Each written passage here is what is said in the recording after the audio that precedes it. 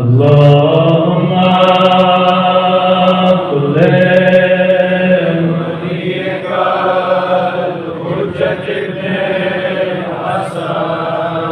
صلوات علیہ وعلى آلہ فی الساعة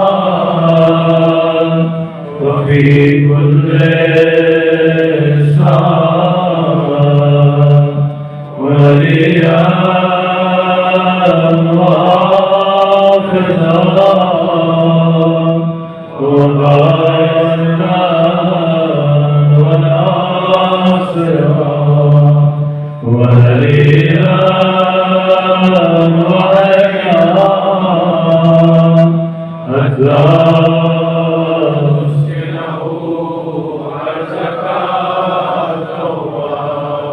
وتمتعه فيها طويلا برحمتك يا أرحم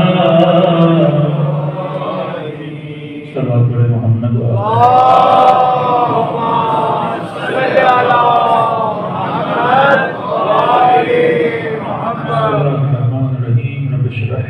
صدری ويسر لي امري واحلل عقدة من لساني يفقهوا قولي اما بعد فقد قال سبحانه وتعالى في محكم كتابه بسم الله الرحمن الرحيم بقية الله خير لكم ان كنتم مؤمنين صلوات على محمد وعلى محمد اللهم صل على محمد وعلى محمد.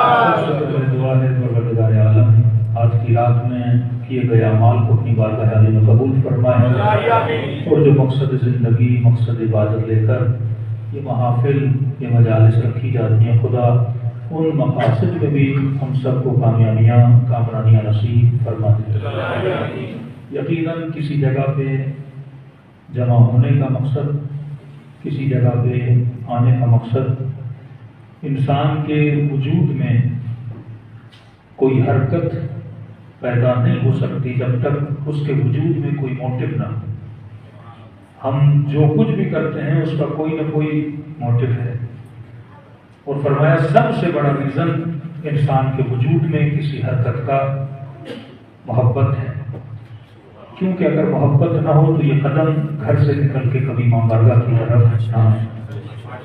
یہ محبت ہے جو انسان کو اپنی سرزمین سے اٹھا کے کبھی کربلا لے جاتی ہے کبھی نجف کی وادی میں لے کر چلی جاتی ہے.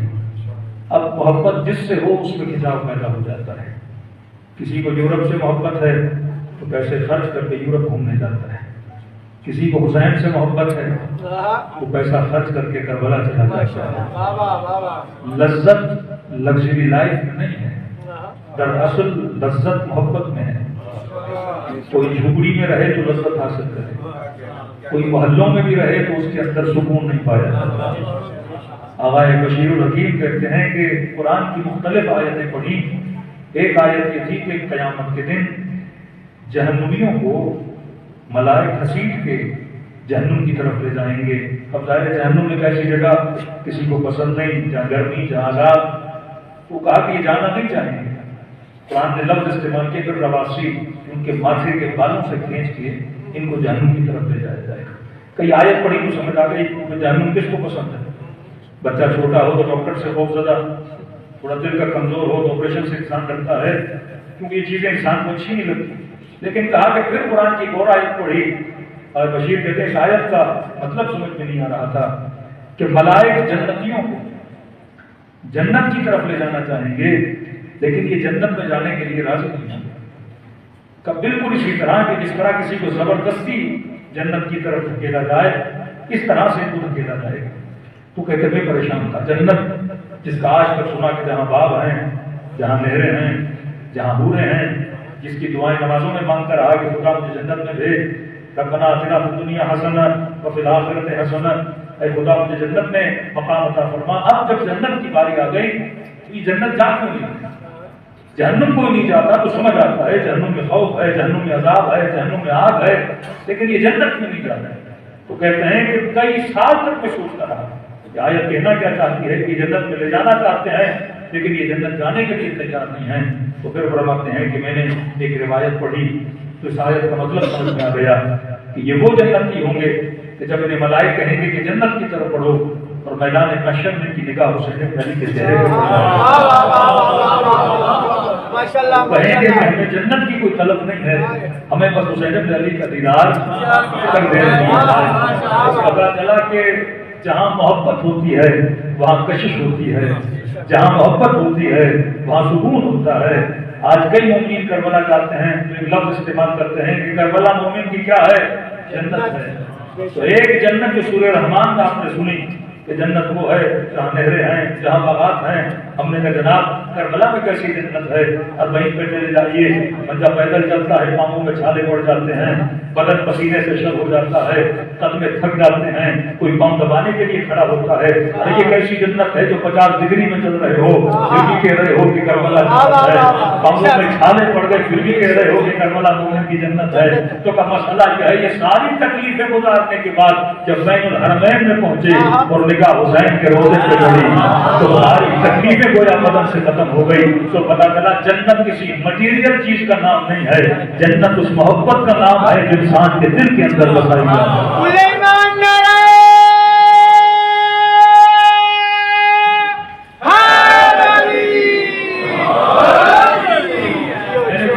سے کہا, میں نے کہا آپ نے بین الحرمین کو دیکھا تو آپ کو کیا ملا؟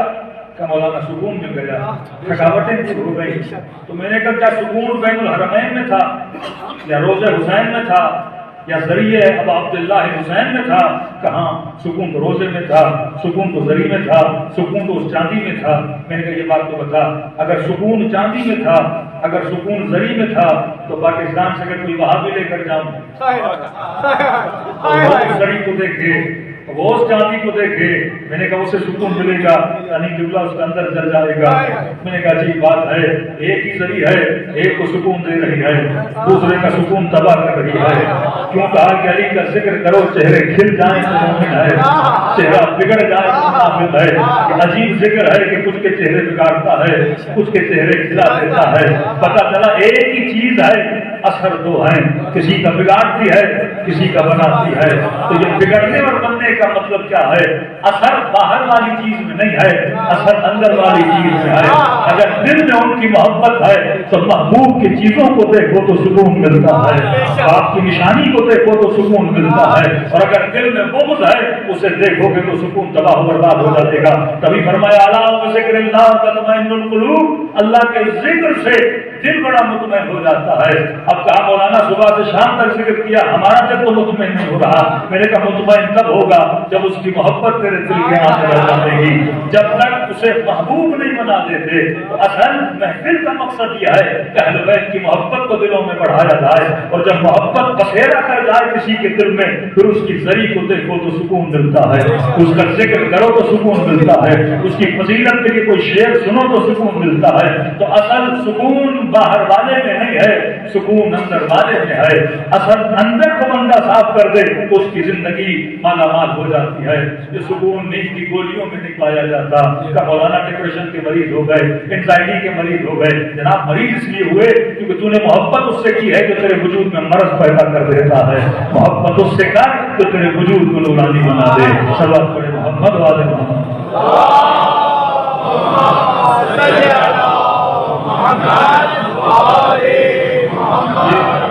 زندگی تھا جو رسول بتا کر گئے کہ اللہ سلکم علیہ اجرن الا المودۃ فی القربى.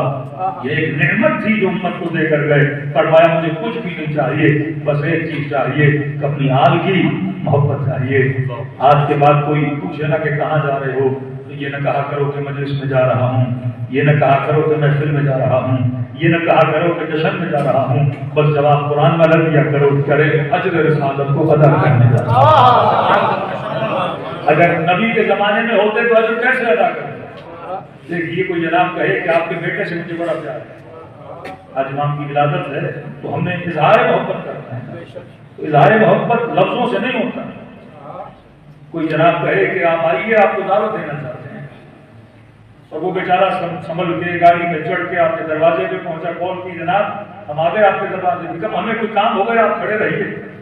ابھی ہم باہر سے آتے ہیں، 1 گھنٹہ آپ کو کھڑا کرے، اس کے بعد آئے، پھر آپ کو گھر کے اندر لے جائے، پھر گئے ابھی ہم کھانے کا بندوبست کرتے ہیں، تو آپ کہیں گے اسی دعوت کی مجھے ضرورت نہیں ہے۔ محبت جب ہوتی ہے تو اس کی تیاری کی جاتی ہے۔ جشن ہے تو آپ نے کیا کی ہوئی ہے؟ تیاری کی ہوئی ہے۔ اگر امام سے محبت ہے تو اظہار محبت ہونا چاہیے۔ اظہار محبت یا زبانی ہوتا ہے یا عملی ہوتا ہے۔ صرف زبان سے اظہار محبت کرنا کافی نہیں ہے، جب تک انسان عمل سے اظہار محبت کرے۔ اسی لیے 5 امام فرماتے ہیں کہ ہم ذرہ برابر بھی مشکل ہو پر ہم اہل بیت سے کیا کیا کرو؟ عزت کیا کرو۔ ورنہ اہل سنت بھی امام زمانہ کو مانتے ہیں، شیعہ بھی مانتا ہے۔ ہمارا فرق کیا ہے کہ ہم کہتے ہیں وہ پیدا ہو چکے، اب جب یہ علم ہے کہ پیدا ہو چکے تو منزل یقین بھی ہونی چاہیے کہ وہ ہیں۔ جس طرح آپ کے گھر میں آپ کا بھائی رہتا ہے، آپ کا بیٹا رہتا ہے، یہ منزل یقین ہو کہ وہ ہیں۔ حضرت عیسیٰ کے زمانے میں کچھ لوگ تھے جو مستجاب دعوت تھے، اچھا پورے شہر کو پتا تھا کسی کا اولاد نہیں، ان کا کہ دعا کی جائے اور یہ دعا کریں گے تو قبول کریں گے۔ کہتے کئی مہینوں کے بعد ان کی دعائیں قبول نہیں ہوئی۔ اللہ کے نبی کے پاس آئے، ہم جب بھی دعا کرتے تھے، گنہگار نہیں ہے، خطاکار نہیں ہے، لیکن اب لوگ آتے ہیں دعا کرتے ہیں، دعا قبول نہیں ہوتی۔ اللہ کے نبی نے کہا نیک ہو، لیکن کہا جب خدا نے زیادہ تمہاری دعائیں قبول کرنا شروع کر دی تو تم نے شک کرنا شروع کر دی۔ یہ مردے کو زندہ کیسے کرتا ہے، یہ مرض کو شفا کیسے کرتا ہے؟ کہ جب شک آ گیا تو پھر دعا قبول نہیں ہوتی۔ جب ذرہ برابر شک پیدا ہو جائے کہ واقعی امام زمانہ ہے بھی کہ نہیں ہے، تو ملتے کیوں نہیں ہیں، تو میرے مسئلے کیوں نہیں کرتے؟ 4 دفعہ کربلا جائے تو گویا قرضدار بن جاتا ہے کہ مولا 4 دفعہ آیا تو میری حاجت قبول کرنی کرنی۔ جانا اظہار محبت کے لیے، دینا نہ دینا کس کا کام ہے؟ اہل بیت کا کام ہے۔ آغا امینی فرماتے ہیں کہ حاجت دل میں پیدا ہوئی، امیر المومنین کے دروازے پر گیا اور ہر ہفتے جاتا کہ مولا جی حاجت چاہیے، حاجت چاہیے، صاحب کتاب الغدیر، فرماتے قبول نہیں ہو رہی تھی۔ اتنے میں ایک دن صبح کا وقت تھا، امیر المومنین کے دروازے پہ کھڑا تھا اور دعا بھی مانگ رہا تھا، آنکھوں سے آنسو بھی جاری تھے۔ اتنے میں دیکھا ایک بدو عرب آیا، بدو کہتے ہیں جو سارا نشین عرب ہے، آیا اور ہاتھ میں پیرالائز اس کا بچہ۔ امیر المومنین کے ذریعے کو دیکھا، مولا علی کا لقب ہے الغوث، کہ یا الغوث اے فریاد رس، میرے بچے کو شفا دے۔ اور وہ بچہ امیر المومنین کے ذریعے کے سامنے رکھا اور کہا کہ اگر شفا دو گے تو ٹھیک ہے، آج کے بعد حرم آؤں گا، لیکن اگر میرے بچے کو شفا نہیں ملے آج کے بعد میں آپ کے حرم میں نہیں آؤں گا۔ اگر امینی کہتے ہیں میں بڑی غور سے اس کو دیکھ رہا تھا، جناب میں سید بھی، میں عالم بھی، میں کاتب بھی، میں فضائل حضرت پڑھنے والا بھی، میں وضو کر کے آیا، میں اس میں دخول کر کے آیا، میں بڑے ادب سے آیا اور اتنے ہفتوں سے آ رہا ہوں، مجھے کچھ نہیں ملا اور اتنی امید کہ علی اگر نہیں ہوگے تو آج کے بعد نہیں آؤں گا۔ تو گویا دل میں نے تھوڑا اس کا مذاق کیا کہ ایک دن آیا اور سب کچھ لے کے چلا جائے گا اور ہم سب میں کھڑے ہوئے ہیں اتنے دنوں سے۔ اور میں کہتے ہیں بس میں نے سوچا ہی تھا، جو پیرالائز بچہ تھا وہ کھڑا ہو گیا۔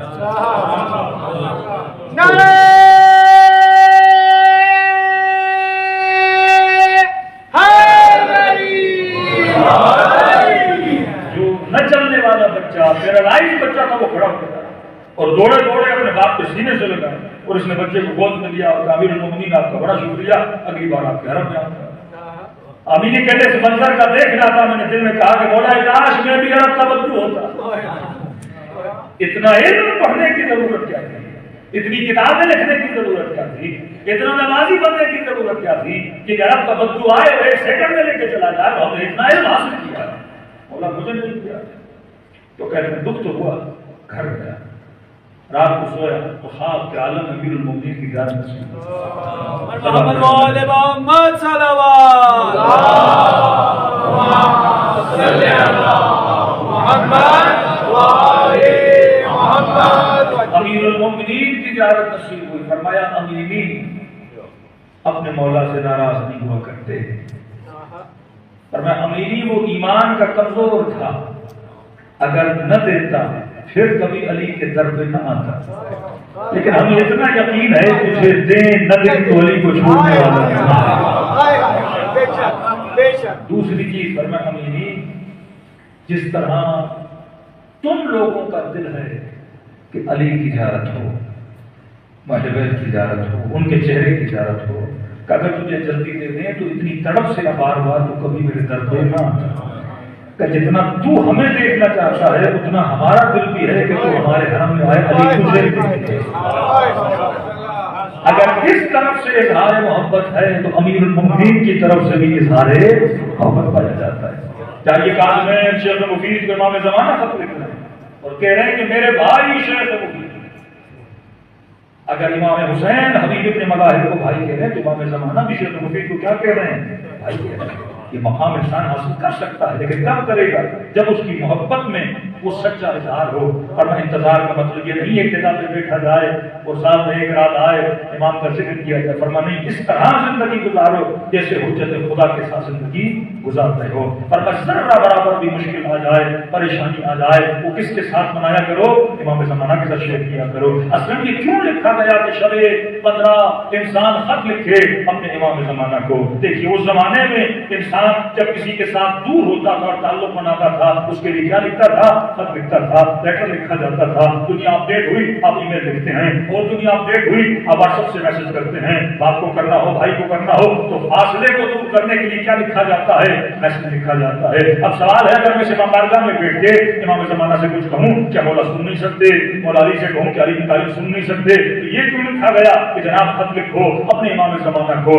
خط اس لیے بولا گیا کیونکہ خط اسے لکھا جاتا ہے، کسی مردے کو خط نہیں لکھا جاتا، زندوں کو خط لکھا جاتا ہے، تاکہ نسلوں کو یہ سکھاؤ کہ جس سے خط لکھا جا رہا ہے وہ زندہ بھی ہے، تیرے خطوں کو پڑھتا بھی ہے تو تجھے جواب بھی دیتا ہے۔ یہ احساس جب تک پیدا نہیں ہو جاتا کہ میرا امام زندہ ہے، میری آواز کو سنتا ہے۔ اور بڑے بڑے دشمنوں نے جب تشیع کو اسٹڈی کیا دونوں کے دور سے لینے تو کہتے ہیں یہ وہ مکتب ہے جسے اتنا مارا گیا، اتنا قتل کر دیا گیا، اتنا ظلم اگر کسی اور مکتب پہ ہوتا وہ ہستی سے مٹ چکا ہوتا، لیکن یہ واحد مکتب ہے تمام تر ظلم کرنے کے بعد بھی آج باقی ہے۔ اور فرمایا اس کے بقا کا سبب ایک ہے کہ یہ امید رکھتا ہے اپنے امام زمانہ سے، اتنے بھی ظلم ہو جائے لیکن یہ کہتا ہے میرا امام کیا ہے؟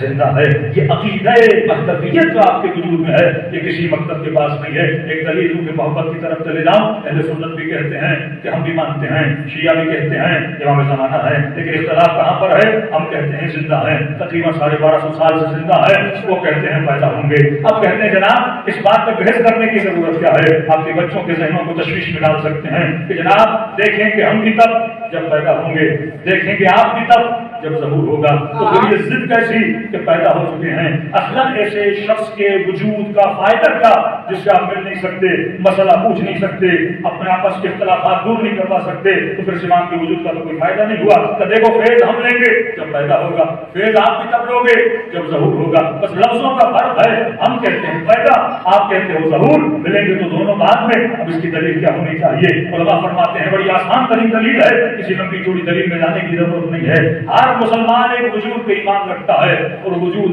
ایک شیطان ہے۔ بسم اللہ الرحمن الرحیم کے پڑھنے سے پہلے کیا پڑھتا ہے؟ اعوذ باللہ من الشیطان الرجیم، اے خدا مجھے اس بدبخت کے شر سے کیا کر بچا۔ اب اس مفتی سے پوچھئے کہ جناب یہ تو بتائیے کہ شیطان کب سے ہے؟ کبھی آدم بھی بنا تھا، تب بھی تھا، اب بھی ہے۔ تو عجیب مسلمان ہو، شیطان کی عمر پہ اعتراض نہیں ہے لیکن امام زمانہ کی عمر پر کیا ہے؟ اعتراض ہے۔ اب کا ٹھیک ہے عمر مان لیا لیکن جناب فائدہ نہیں ہے کیونکہ مل نہیں سکتے۔ ایسا شخص زندہ بھی ہے لیکن ملنے کا فائدہ نہیں ہے، اس کا جواب اسی میں موجود ہے۔ ہر مسلمان جب خطا کرتا ہے، جب گناہ کرتا ہے، اسے پوچھے جناب آپ نے گناہ کیوں کیا؟ تو فوراً الزام کس پہ ڈالا جاتا ہے؟ شیطان پہ ڈالا جاتا ہے۔ یعنی ساری یہی قیامت کے دن ہوگا کہ خدا میں گناہ نہ کرتا اگر شیطان نہ ہوتا، میں گناہ نہ کرتا اگر فلاں نہ ہوتا۔ اور وہاں پہ قرآن کیا ہے تو شیطان بری ذمہ ہو جائے گا کہ پروردگارا میں نے کون سا ایسے زبردستی بولا تھا، میں نے تو اسے مشورہ دیا تھا، عمل کس نے کیا تھا؟ اس نے کیا تھا۔ جس طرح تو مشورے دیتا تھا اسی طرح میں بھی برائی کے مشورے دے رہا تھا، خدا کو اچھائی کے مشورے دے رہا تھا۔ تو فرمایا کہ یہ شیطان جو بدبخت انسان کو گمراہ کرتا ہے، کسی سے پوچھے جناب غیبت کی تو کا شیطان نے گمراہ کیا، اللہ زنا کی کا شیطان نے گمراہ کیا، شراب پی کا شیطان نے گمراہ کیا، کسی مومن کی برائی کی کا شیطان نے گمراہ کیا۔ تو یہ تو بتائیے اس نے کام میں کہا تھا کہ گناہ کرو، کہیں آواز نہیں سنی، اس نے کوئی لیٹر لکھا تھا گناہ کرو، کہیں کوئی لیٹر بھی نہیں آیا تھا، کبھی واٹس ایپ پہ میسج کیا تھا گناہ کرو، کہیں میسج بھی نہیں آیا تھا۔ تو یہ بتائیے کوئی اشارہ دیا ہوگا، کوئی سگنل دیا ہوگا کہ فلاں جگہ جا کے چوری کرو، کہیں کوئی سگنل بھی نہیں ہے، کوئی اشارہ بھی نہیں ہے، کوئی لیٹر بھی نہیں ہے، پھر بھی کا گمراہ کس نے کیا؟ شیطان نے کیا کہ نہیں ہم اس لیے کہہ رہے ہیں کہ قرآن کی آیت ہے، اللہ کی آواز آتی ہے یوسوس فی صدور الناس من الجنۃ والناس، یہ لعین نظر نہیں آتا پر سینوں میں وسوسہ کر کے گمراہ کرتا ہے کہ عجیب مسلمان ہے، جب شیطان غیب میں رہ کے گمراہ کرنے کی طاقت رکھ سکتا ہے تو کیا حجت خدا غیب میں رہ کے ہماری ہدایت کی طاقت نہیں رکھ سکتا؟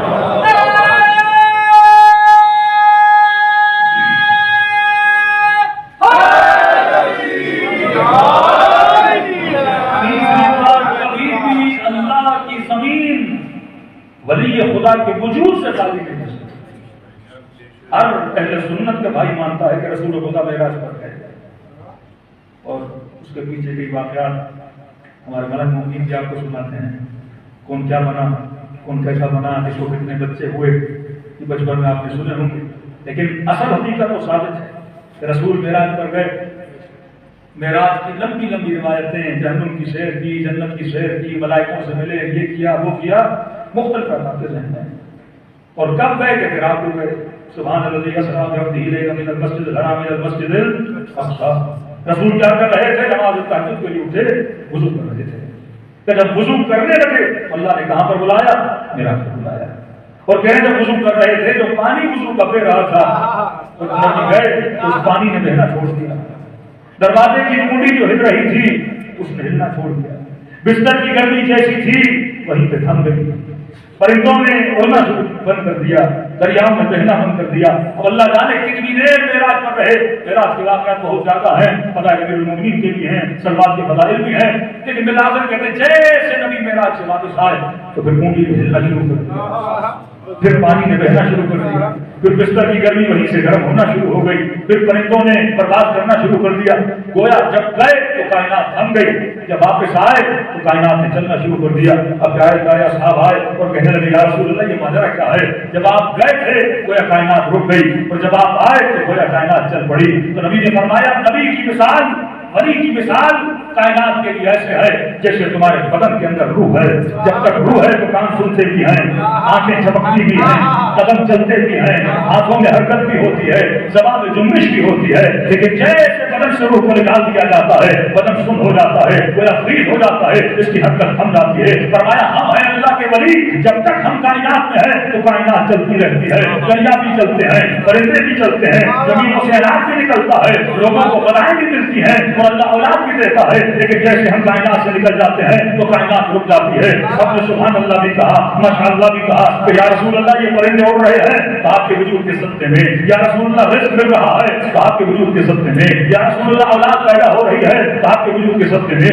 تو آج پوچھئے مسلمانوں سے کہ رسول خدا کو کائنات سے جا سکے، لیکن دریاؤں نے تھمنا نہیں شروع کیا، پرندوں نے اڑنا بند نہیں کیا، اولاد بھی مل رہی ہے، اناج بھی مل رہا ہے، رزق بھی مل رہا ہے، تو کم از کم اتنا تو ماننا پڑے گا کہ آج بھی کوئی روح کائنات ہے جس کے صدقے میں مجھے رزق بھی مل رہا ہے، جس کے صدقے میں مجھے اولاد بھی مل رہی ہے، جس کے صدقے میں خدا مجھے خوشیاں بھی دے رہا ہے، اور وہ روح کائنات کون ہے؟ وہ حجت خدا امام زمانہ حضرت مہدی کا وجود ہے۔ صلوات پڑھے محمد و آل محمد۔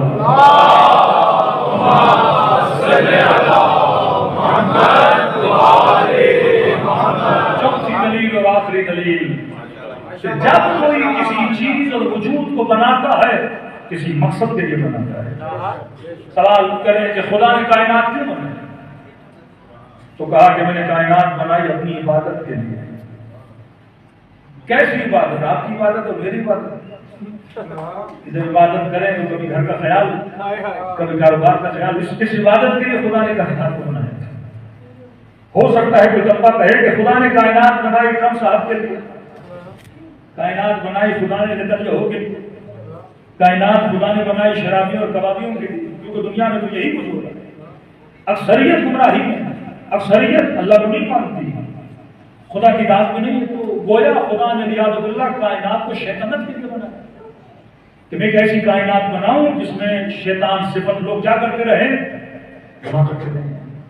یا خدا نے کائنات کو اس لیے بنایا تھا کہ کائنات میں لوگ اللہ کی کیا کریں، عبادت کریں۔ اب مقصد کائنات تب پورا ہوگا جب کوئی ایسے عبادت کرے جیسے خدا عبادت کو چاہتا ہے، کوئی ایسے حق کے بندگی ادا کرے جیسے خدا کو پسند ہے کہ میری بندگی ویسے کی جائے۔ کیونکہ اگر ویسی بندگی کو ادا کرنے والا نہیں ہوگا تو مقصد کائنات کیا ہو جائے گا؟ اور فرمایا ویسی بندگی وہی کر سکتا ہے جو انسان کامل ہو، جو کمپلیٹ اللہ کا بندہ ہو، جو بندہ کامل ہو. اور کائنات میں نہ میں بندہ کامل ہوں نہ آپ بندہ کامل ہیں. بندہ کامل یا عیسیٰ تھا یا موسیٰ تھا یا محمد مصطفیٰ تھا یا علی مرتضیٰ تھے یا حسین بن علی تھے یا اس وقت کرتے غیر میں حجت خدا امام زمانہ ہیں. صلوات پڑھے محمد والے محمد. صلی اللہ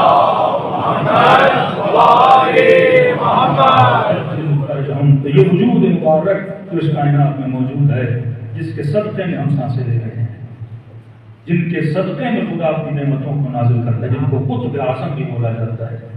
مطلب نور متصل بین الارض والسماء، ایک ایسا نور جس نے آسمانوں کو اور زمینوں کو آپس میں کیا کیا ہوا ہے؟ متصل کیا ہوا ہے. اللہ کی رحمت آ ہی نہیں سکتی اگر خدا کا ولی اس کائنات میں موجود نہ ہو. اب ہم تو لوگ ہیں جو اس وجود کو مانتے ہیں. ماننے کا مطلب محفوظات نہیں ہے عزیز. ہم کہتے ہیں بچوں کے زمانہ کی معرفت ہے. معرفت کیسے ہوگی؟ معلومات سے معرفت نہیں ہوتی کہ مولا کب پیدا ہوئے، والدہ گرامی کا نام کیا تھا، والد گرامی کا نام کیا. اسے معلومات کہتے ہیں، محفوظات کہتے ہیں. جس طرح آپ کے پاکستان میں ایگزام ہوتے ہیں، بچہ ایگزام میں 20 نمبر لے کر آتا ہے، 100 سے 100 نمبر لے کر آتا ہے. وہ محفوظات معلومات سے اسے کوشچن کیا جاتا ہے، میتھمیٹیکلی آنسرز کو رٹا لگا کے یاد کر دیتا ہے، آنسر دیتا ہے، نمبر دیتا ہے. اسے معرفت نہیں کہتے. شاید وہ جو آنسر دے رہا ہے اسے پتہ بھی نہیں کہ میں جو بتا رہا ہوں اس پورے فارمولے کا مطلب کیا ہے، لیکن اس نے رٹا لگا ہوا ہے. اہل بیت سختی سے منع کرتے ہیں کہ نسلوں کو طوطا نہ بناؤ. ہمارے طوطا پروری نہیں. کبھی مکتب اہل بیت میں کبھی بھی حکم حفظ قرآن کی ترغیب نہیں دی گئی. یہ دوسرے مکاتب میں ہے کہ اب قرآن حفظ کرنا بری بات نہیں، لیکن کبھی ترغیب نہیں ہے. پھر آپ کہیں گے مولانا ہم نے اتنے حافظ کیوں بنا؟ ہم نے حافظ بنا دلیل کے طور پر. جب الزام لگا کہ شیعوں کو بد دعا ہے فلاں اور فلاں اور فلاں، اور یہ کبھی قرآن حفظ نہیں کر سکتے، تو پھر ہم نے بتایا کہ ہمیں دعا کس کی ہے. اور ایسا حافظ دیا کائنات کو 4 سال کا بچہ کہ آج تک وہ جو مخالف ہے ایسا حافظ آج تک ہمیں نہیں دکھا سکے. اور ہمارا مقصد نہیں تھا. ہمارے یہاں تفہیم القرآن ہے، ایک لفظ پڑھے پر سمجھ کے پڑھے، معرفت کے ساتھ پڑھے. قرآن کی آیت پڑھے، معرفت کے ساتھ پڑھے. کیونکہ طوطے کی کوئی حیثیت نہیں ہوتی. آپ کسی مومن کے گھر میں گئے، میں پچھلی بار جو آیا کسی کا طوطا تھا کہ مولانا یہ 2000 ورڈ بولتا ہے، یہ 1000 ورڈ بولتا ہے، اور کہا کہ طوطے کو چاکلیٹ کبھی مت دیجیے گا. یہ معرفت ہو رہی تھی ہمیں طوطے کی، معلومات ہو رہی تھی. اب آپ کسی کے گھر میں گئے، طوطے نے آپ کو گالیاں دینا شروع کر تو آپ غصہ طوطے پہ کریں گے یا جس کا طوطا ہے تو گالی تو طوطے نے دی ہے، غصہ تو طوطے پہ ہونا چاہیے. لیکن نہیں ہونا، طوطے کو کیا پتا کہ کیا کہہ رہا ہے. تو غصہ اس پہ ہوتا ہے جو سمجھ کے کچھ کہہ رہا ہوتا ہے. تو 90% جو لوگ شیعوں کو کافر بولتے ہیں وہ 90 کے 90% طوطے ہیں، کیونکہ پتا نہیں ہوتا وہ بول کیا رہے ہیں. غصہ ان پہ کرنا چاہیے جو ان طوطوں کو سکھاتے ہیں. آپ فیکٹری سے ایک آئٹم نکل رہا ہے، اسے 1 بار مارو گے 2 بار مارو گے، اس سے کوئی فائدہ نہیں ہے جب تک فیکٹری کو ختم نہیں کریں گے. حسینیت کا مطلب ہے کہ یزیدیت کی فیکٹریوں کو ختم کیا جائے. فیکٹری ختم ہوگی تو یزیدی بننا بند ہو جائیں گے. اور دشمن کیا چاہتا ہے کہ حسینیت کو ختم کیا جائے، کیونکہ یہ مجلس وہ مکتب ہے جو حسینی بچے پیدا کرتا ہے، جو حسینی آئیڈیالوجی پیدا کرتا ہے. تو امام زمانہ کی فکر اور مہدویت کی فکر کو انسان کو کیا کرتا ہے؟ دیتا ہے. تو ہمارے کبھی بھی مفہوم پہ زور تھا، محفوظات پہ زور نہیں تھا. آپ ایک چیز رٹوا دو، رٹنے سے کچھ بھی نہیں ہوتا. کبھی میرے چھت امام جعفر صادق علیہ السلام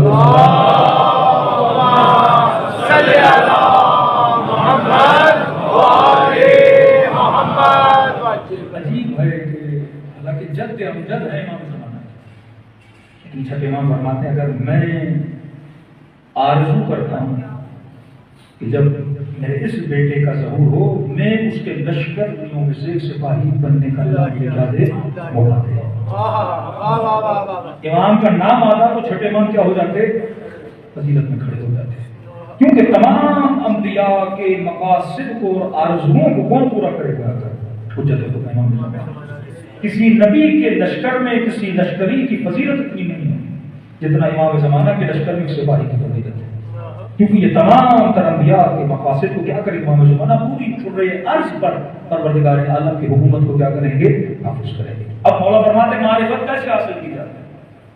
فرمایا پہلا درجہ محبت، دوسرا درجہ معرفت، اور فرمایا معرفت آ ہی نہیں سکتی جب تک انسان کے وجود میں مقام تسلیم نہ ہو۔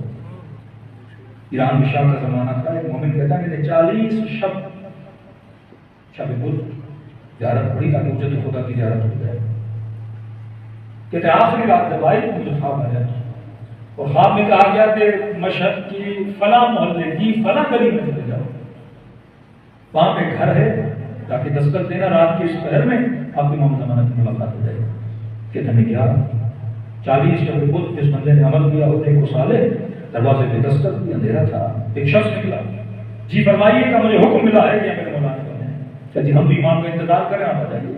کہ صحن کے اندر گیا، صحن کے اندر کیا دیکھا کہ تابوت ہے، کہ کس کا ہے، کہ کوئی خاتون ہے اللہ کی بندی دنیا سے چلی گئی ہے، اور اس کی وجہ سے ہم سب کو امام کی زیارت نصیب ہو رہی ہے، کیونکہ امام جس کا جنازہ پڑھانے آ رہے ہیں وہ بھی خاتون ہے۔ اب یہ فکر میں چلا گیا کہ میں 40 شب بدھ دعا کرتا رہا کہ مولا کی زیارت ہو جائے، اب یہ خاتون کیسی بڑی عالمہ زاہدہ متقی اور پرہیزگار ہوگی کہ اس کے صدقے میں اور کوئی مرنے کے بعد ہم سب کو امام زمانہ کی کیا ہو رہی ہے، زیارت نصیب ہو رہی ہے۔ کہتے پھر دروازے پہ دستوں کی کھلا، پسند زہرا گھر کے اندر تشریف قدم بوسی کی، مولا کے چہرے کی زیارت ہوئی، اور ابتدا امام زمانہ میں ہم نے خاتون کی نماز پڑھی، پھر مولا روا ہو گئے، اس کو قبرستان میں لے جا کے دفنایا گیا۔ پھر واپس آ رہے تھے، میں نے کہا تو بتا اس خاتون کا ایسا کون سا عمل تھا؟ پہلا مقام معرفت، ان کے مقام کو سمجھو۔ زیارت جامعہ کبیرہ معرفت کا مطلب ان کے وجود میں شک نہ کیا جائے۔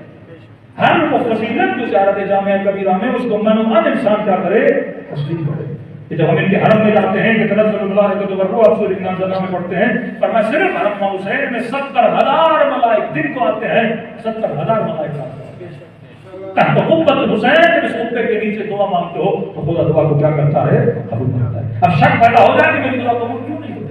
پھر وہ روایات پڑھو کہ معصومی فرماتے جب قیامت کے دن میدان برزخ میں اٹھایا جائے گا اور جب اس مومن کو لے جایا جائے گا، بڑے بڑے پہاڑ اور نعمتوں کو دکھایا جائے گا، بڑے تعجب سے پوچھے گا میری کون سی نمازیں تھیں جس کے صدقے میں اتنا کچھ ملا ہے، میری کون سی عبادتیں تھیں، میں تو اتنا عابد و زاہد نہیں تھا، لیکن جتنا اللہ نے میرے لیے رکھا ہے، پر میں تمہاری عبادتوں کا نتیجہ نہیں ہے، یہ وہ دعائیں تھیں جو تم نے دنیا میں کی تھی، ان کی قبول نہ ہونے کے نتیجے میں خدا نے تجھے اجر یہاں دیا ہے کہ وہ سب زبان سے جملے ادا کرے گا، اے کاش میری دنیا میں کوئی دعا قبول ہی نہ ہوئی۔ اگر مجھے علم ہوتا یا خدا جانا پوچھ دیتا، مصلحت اہل بیت انسان بھروسہ رکھے، چھوٹی چھوٹی چیز پہ شک نہ کرے، ورنہ معرفت آ ہی نہیں سکتی جب تک مقام تسلیم نہ ہو۔ کہ اس خاتون نے ایسا کون سا کام کیا کہ امام ہمیں زیارت کرا رہے ہیں اس کے صدقے میں۔ یہ آخری شاہجہاں تو اس کے باپ کا زمانہ تھا، اس زمانے میں حجاب پہ پابند کیا کہا یہ خاتون 7 برس اپنے گھر سے باہر نہیں، کتنے برس؟ 7 برس اپنے گھر سے باہر نہیں نکلی، کیونکہ پابندی لگ چکی تھی کوئی چادر نہیں پہن سکتا، صرف اس لیے کہ میں اپنے امام زمانہ کو کیا نہ کروں، ناراض نہ کروں۔ یہاں پہ اس نے امام کو راضی کیا، اور اس کا نماز جنازہ کس نے آ کے پڑھایا؟ امام زمانہ نے پڑھایا۔ کہتے ہیں ایک شخص مولا علی کا صحابی بھی ہے، محبت کرنے والا بھی ہے، نہج العلماء میں اس کی طرف امام علی نے ایک اشارہ دیا، کہتے صبح صبح مولا علی کے دروازے پر آ کے کھڑا ہو گیا، جی کیا کام ہے؟ کہ مولا کوئی کام ہے تو میں مدد کرنے کے لیے آیا۔ باہر نکلے امام مولا علی کی مدد کی گئے، چلا گیا خدا آپ سے کرتے۔ پھر دوپہر کو مولا علی کے دروازے پر دستک کی، شدید گرمی، امیر المومنین نے دروازہ کھولا، امام نے کہا کیا کرنے آئے ہو؟ صبح مل کر گئے ہو، مدد کر کے گئے ہو، اتنی دھوپ میں جا کے گھر میں آرام کرتے۔ کہ مولا محبت قدم نہیں اٹھنے ملے۔ صبح دیکھا ہے، پھر دل کر رہا ہے کہ آپ کے چہرے کی کیا ہو جائے۔ کئی لوگ کربلا جاتے ہیں، پتہ ہے کل جانے والا حرم سے ہو کے آتا ہے، 10 منٹ پھر جاتا ہے، بے شک بے شک، پھر آپ کو پتا چلتا جانا ہے، پوری خدا حافظی کر کے آتا ہے، پھر کھچاؤ پیدا ہوتا ہے، پھر زندگی حسین کی طرف ہوتا ہے۔ بے شک یہ محبت ایک ایسی چیز ہے کہ جو انسان کے دل میں معرفت کو پیدا کرتی ہے۔ جب اس نے کہا نا مولا شدید گرمی، مولا دل تڑپ رہا تھا کہ پھر ہم آپ کے چہرے ہوئے، امام نے فرمایا اللہ اگر ہم سے اتنی محبت کرتے ہو تو میں علی بھی تجھے 3 وعدے کرتا ہوں، اگر تم میں سے کوئی ہم سے ایسی محبت کرتا ہے جیسے یہ جوان کر رہا ہے کہ تڑپ ہے کہ امیر المومنین کو دیکھوں، شدید گرمی میں پھر آیا امیر المومنین کو دیکھوں۔ امام فرماتا اگر ایسی محبت ہے تو ہمارا وعدہ ہے کہ وقت سکرات علی تیرے سرانے پر آئے گا۔ سخت ترین وقت انسان کے لیے جب بدن سے روح نکل جاتی ہے، نہ بیٹا کام آتا ہے نہ اولاد کام آتی ہے، کہ میں نہیں آؤں گا۔ دوسرا وقت فرمایا جب پورے صراط سے گزرو گے، میں بھی وعدہ کرتا ہوں اگر ایسی محبت کرو گے پورے صراط پر آئیں گے اور ہم تجھے وہاں سے گزاریں گے۔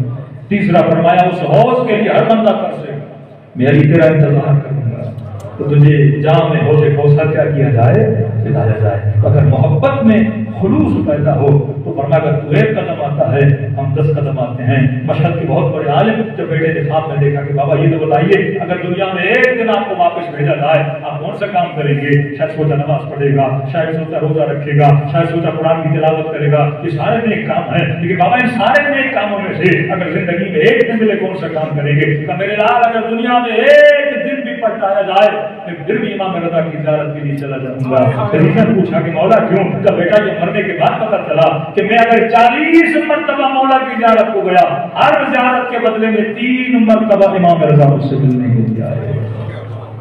اگر یہاں سے تعلق مضبوط ہے تو وہاں سے بھی تعلق کیا ہو جاتا ہے، مضبوط ہو جاتا ہے۔ ایک اور واقعہ سنیے، مشہد کا ایک ٹرک ڈرائیور تھا، ایک شدید برف کا موسم تھا، لیکن میں نے یہ سوچا کہ میں تہران تک پہنچ جاؤں گا اپنی گاڑی لے کر، لیکن راستے میں برف ایسی بسی جیسے طوفانی بارش ہو۔ میں نے اپنی گاڑی کو سائڈ پہ لگایا، میں نے کہا جب برف تھم جائے گی پھر گاڑی کو چلاؤں گا۔ اب ٹرک تھی، میں نے اس انجن کو آن رکھا کہ سردی میں انجن جم نہ جائے، انجن خراب نہ ہو جائے، اور میں گاڑی کو بیٹھا، لیکن برف تھی جو نام بھی دیتی تھی تھمنے کا، روکنے کا، اتنی بسی اتنی بسی اتنی بسی کہ سارے راستے جام ہو گئے۔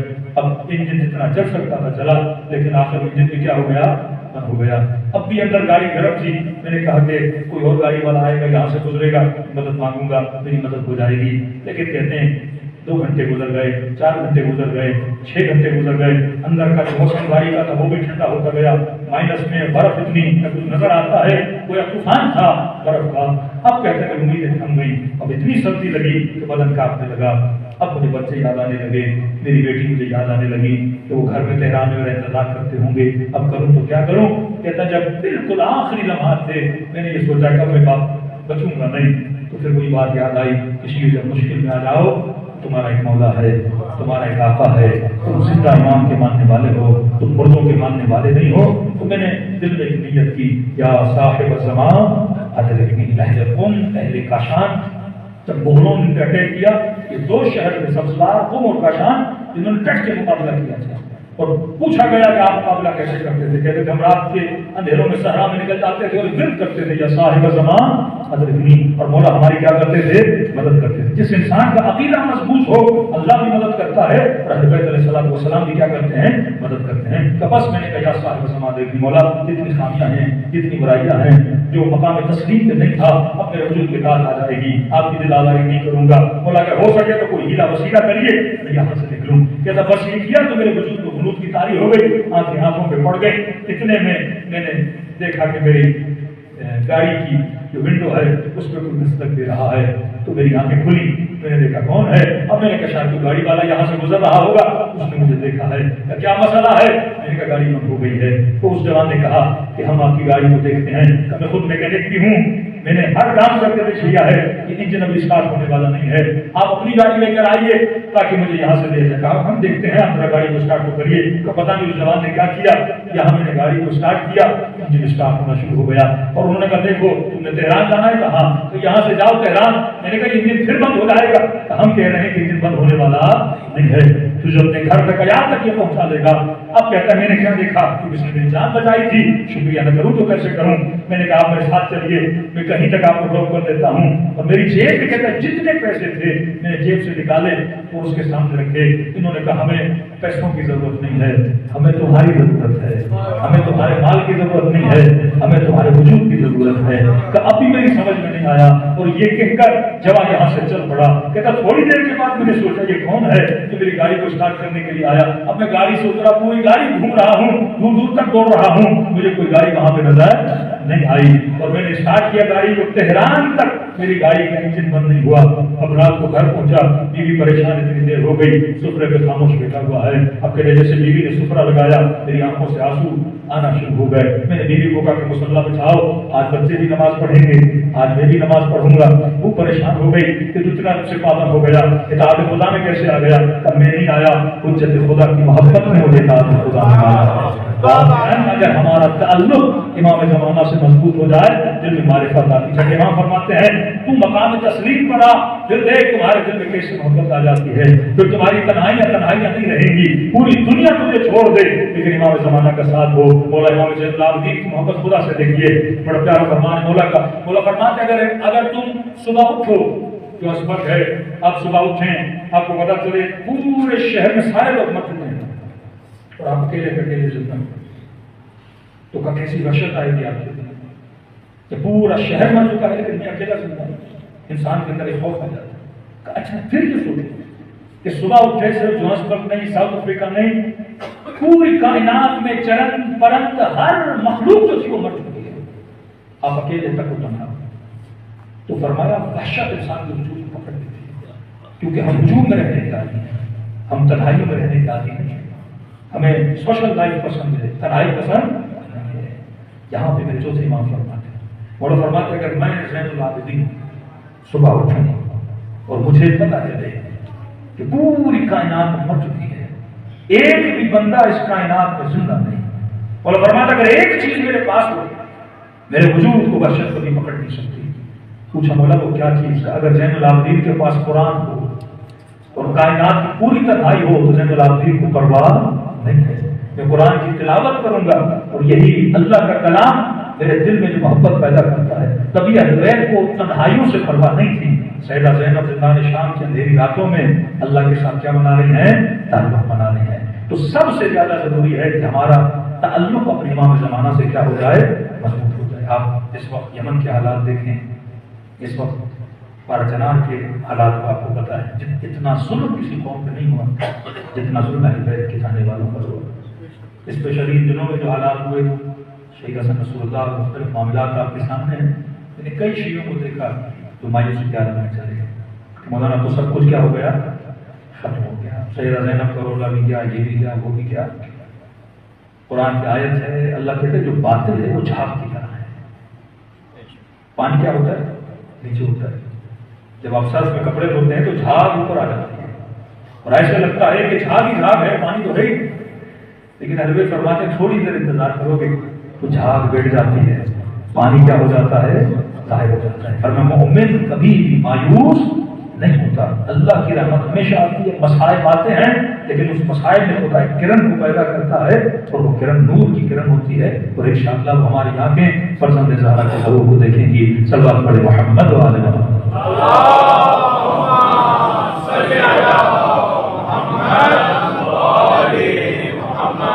آپ کی دعا اور جنت کو تمام امیر المومنین کا قول ہے قیمت و حکمت، کبھی موقع ملا تو اس کی تفصیل میں جائیں گے، اور میں ہر بندہ اگر دیکھنا چاہتا ہے کہ اہل بیت کے نزدیک اس کی قیمت کیا ہے، ویلیو، ارزش کیا ہے، پر وہ یہ دیکھیں کہ اس کے دل میں محبت کس چیز کی ہے۔ جس کو تم نے اپنا محبوب بنایا وہی تمہاری قیمت ہے۔ پوری زندگی ایک گھر بنانے میں لگا دی، اپنی ہمتوں کو اس پہ باندھا، تو پر مرنے کے بعد اتنی قیمت گھر کی اتنی قیمت تمہاری۔ پوری زندگی ایک انسان کو پانے کے پیچھے لگا دیا، اور میں جتنی قیمت اس انسان کی اتنی قیمت تمہاری۔ دیکھیں تمام کربلا میں ذرا حبیب ابن مظاہر سے پوچھو، حبیب تیری قیمت کیا ہے؟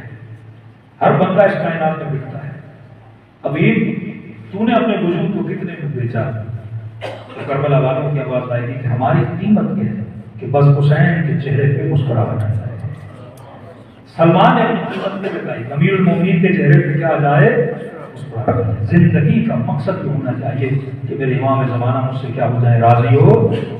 افضل الاعمال انتظار الفرج، بہترین عمل یعنی ہر عمل سے بہتر عمل ہے کہ امام کا انتظار کیا۔ انتظار کا مطلب ویٹنگ نہیں ہے، ٹکٹ لے لیا اب 3 گھنٹے بعد فلائٹ اٹھنے والی ہے، اب میں نے صرف بیٹھنا ہے جہاز کا انتظار کرنا نہیں، یہ انتظار عمل ہے۔